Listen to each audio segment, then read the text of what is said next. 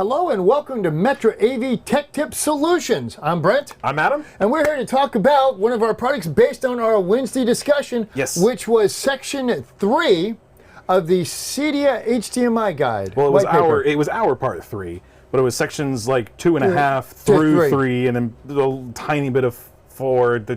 There's so much in that document. So, anyways, what we did talk about on that was a few things that had to do with specifically how to choose and design an HDMI system. System design. Yes. And one of the most important criteria in setting up a system design, particularly when you're mixing and matching a wide variety of HDMI products, is EDID management.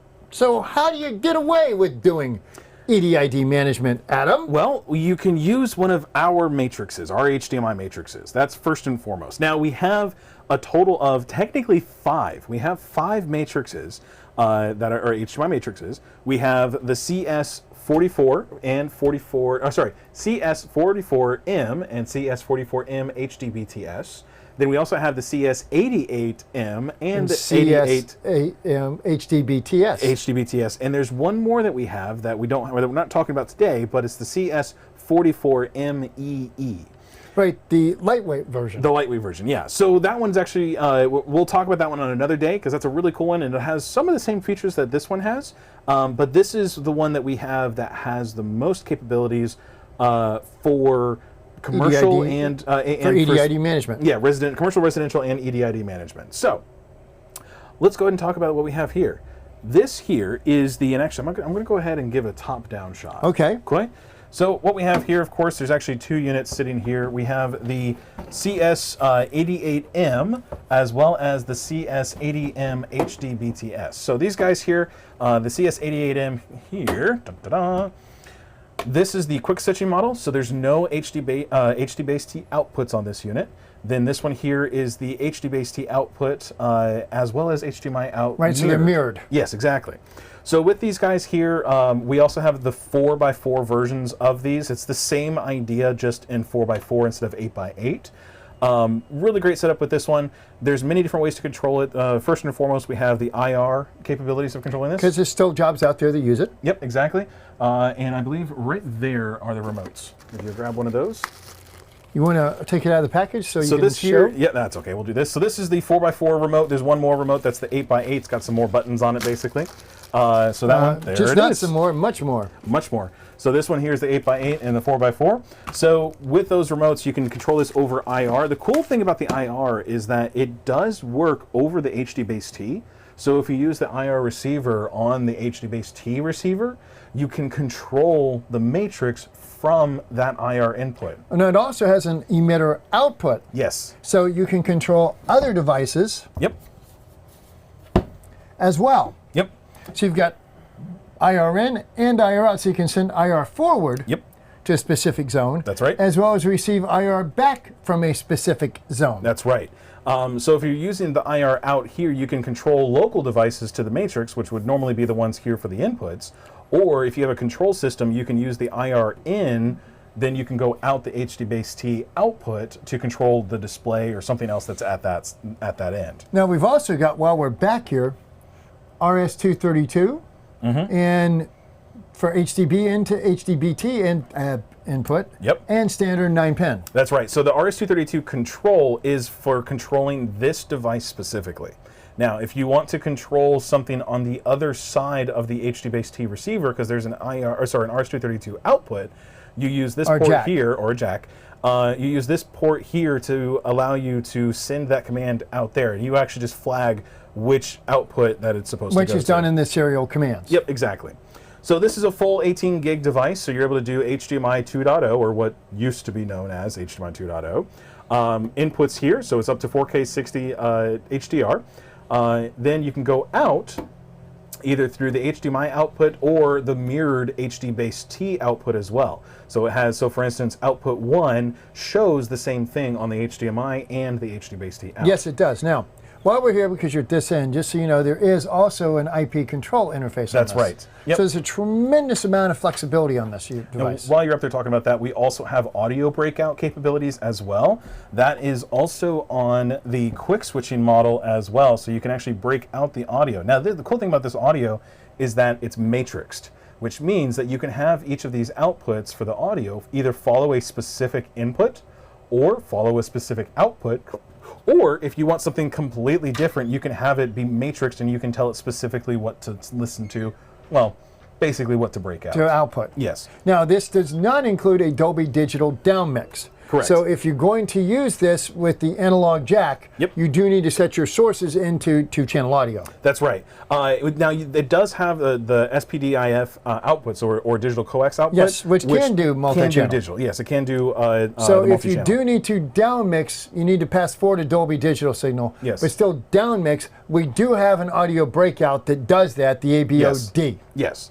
Now, with this device here, the main reason that we're talking about the Matrix today is that this Matrix has the ability to do EDID management. Now, EDID management on the episode that we talked about on Wednesday is specifically used to make sure that a large system that has a lot of display devices and or a lot of source devices, you want to make sure that you can tell those devices exactly what to do, because you don't want to leave it to the auto setting. No. You don't want to leave it to chance or anything else that, is it going to display something correctly? Chance is not your buddy.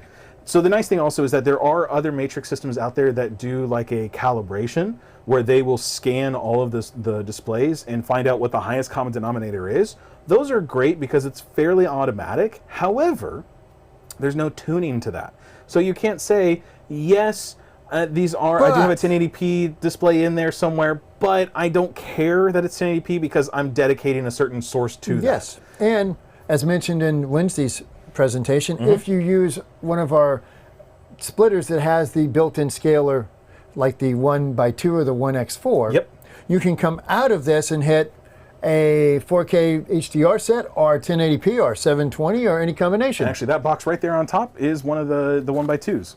Which you even have in a box. I do. So this is the 1x2 splitter that Brent was talking about. This is a multi-device episode today. This is the 1x2 splitter scaler. I'm not going to get too far into the unboxing of this one because today's episode is about the Matrix.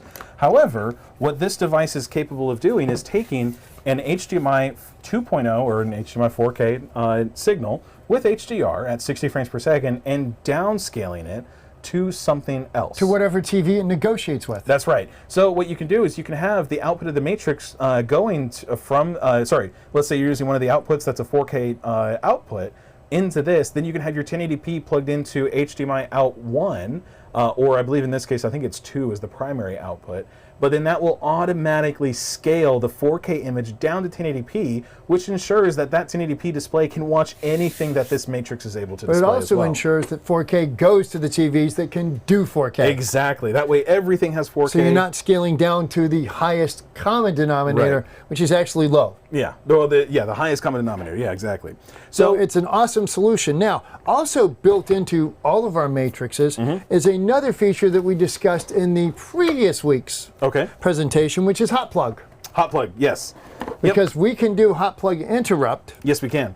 So the hot plug interrupt is really nice because like our AIO2, which has the hot plug interrupt on a Phoenix connector, this actually has the hot plug interrupt built directly into it. So if you're using Control 4, Crestron, or just an RS-232 command line, you can actually turn off the stream to that device. And so you can actually say, okay, we're going to open up that hot plug and sever that connection to it, and then we're going to close that again to make it forced to renegotiate. The only place you cannot do that is under IR commands. Yeah, the IR commands are fairly limited. They're mostly just selecting inputs and outputs, but if you have an IP telnet connection, if you have an RS-232 connection, or if you're using the drivers that are built for this device, I know for a fact it works for Control 4, Crestron, I believe Savant also has that capability. Basically, any of the control systems or drivers that have an IP connection should have that command built directly into it. It's a great problem solver. It does. It solves a lot of problems. And this is a great piece. Reach out to your sales rep or your distributor to find out availability and pricing. I know right now, I believe that this one is available. It's in stock. Pretty much everywhere. Yep. I think it's available right now. That's as of January 12th, at the time of the airing of this episode anyway. So yeah, that would be 5/15, January 12th. And I will say that matrices right now are still in high demand. So if you do need a matrix for a job right now, please reach out to your sales rep or distributor to find out availabilities for these and pricing. We try to be as competitive as possible when it comes to these devices because we know that there are a lot of other matrices out there, but we're really proud of this one. We think it does a lot. We offer excellent tech support, and one last thing to know is it does come with the rack ears. Yep. So everything you need to do the job, not the screws, but the rack ears. You do need your rack screws. Yeah, well, actually, in fact, I believe this ships with the rack ears already mounted. Because it does, because the assumption is you're going to be putting it inside of a rack. Because we're custom integration. We're trying to save you time out there in the field. So, like I said before, reach out to your sales rep, reach out to your distributor, find out availability and pricing for this. And from there, just if you have any questions, feel free to reach out to us. You can reach us here. 386-202-6132 is my direct line. I am 6137. Yep. Brent.McCall at metraav.com and Adam.Rogers at metraav.com. Or you can reach us on our tech support line at 386-492-8584. I almost got that perfect timed. 386-492-8584 is our tech support line, so you can reach us directly if you have any other questions there as well. Again, last time I'll say it, reach out to your sales rep, reach out to your distributor, find out availability and pricing for the CS-88M HDBTS or 88M, the CS-44M HDBTS or just CS-44M. There's also the HD-based T receivers for these, so find out about those as well. Again, I do believe that those are in stock at this time.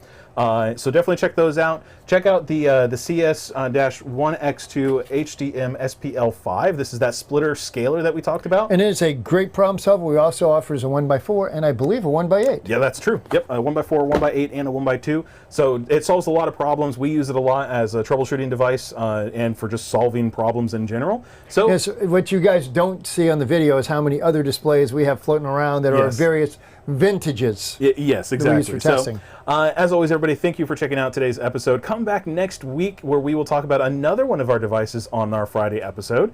And come back next Wednesday where we will be finishing up our series on the CDIA paperwork. CDIA white paper for HDMI. For HDMI, that's right. So thank you, everybody, for checking us out.